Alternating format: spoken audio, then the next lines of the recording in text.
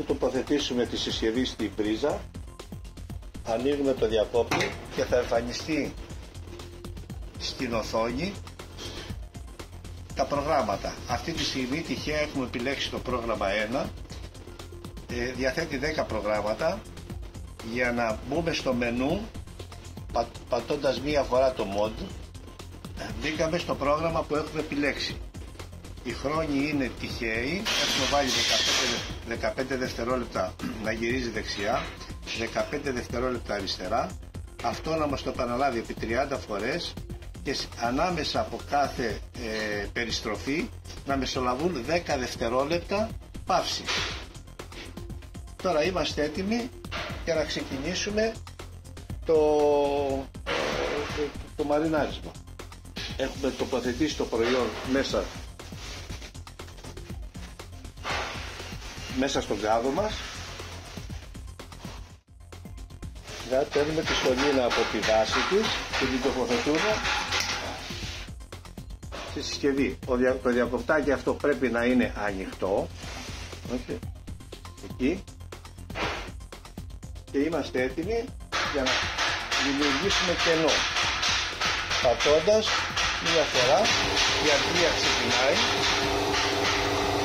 και σε περίπου 1 λεπτό, όταν θα έχει δημιουργηθεί το κενό στον κάδο, η αντλία θα σταματήσει μόνη της. Θα περιμένουμε λιγάκι.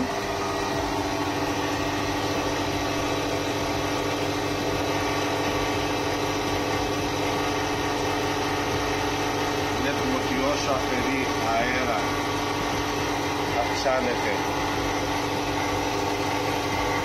και μας το γράφει σε κάτω μέρος του ταγράμ.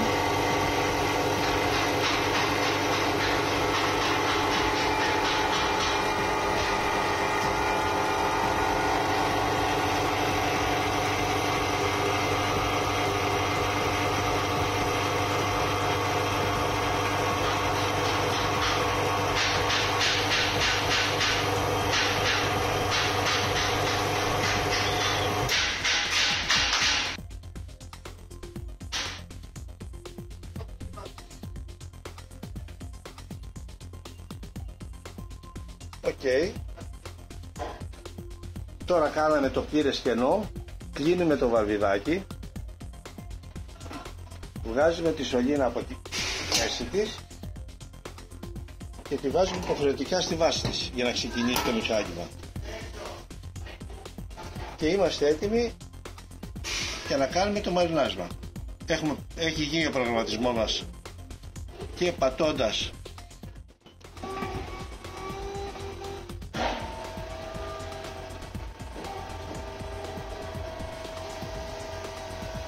αρχίζει η λειτουργία της σύμφωνα με τους χρόνους που έχουμε βάλει.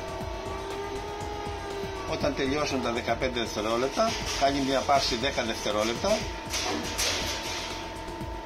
που έχουμε ορίσει και θα ξεκινήσει σε λίγο η περιστροφή από την αντίθετη πλευρά. Αυτό θα το επαναλάβει 30 φορές που το έχουμε ορίσει. Εδώ μπορούμε να αυξομειώσουμε τις στροφές, να θέλουμε για λιγότερες στροφές,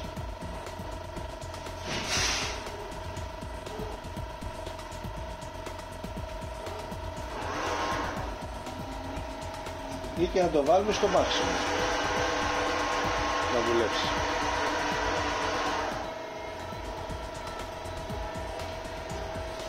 Αφού τελειώσει το πρόγραμμα, η συσκευή θα σταματήσει μόνη της, θα μας ειδοποιήσει με ένα σφύριγμα και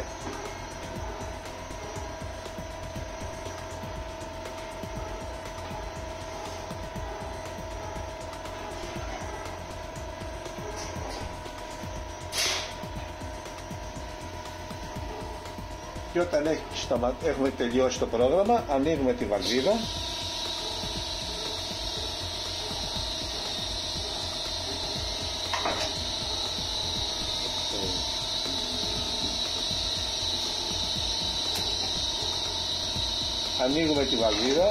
βάζουμε αυτό για να μας βοηθήσει πιο γρήγορα.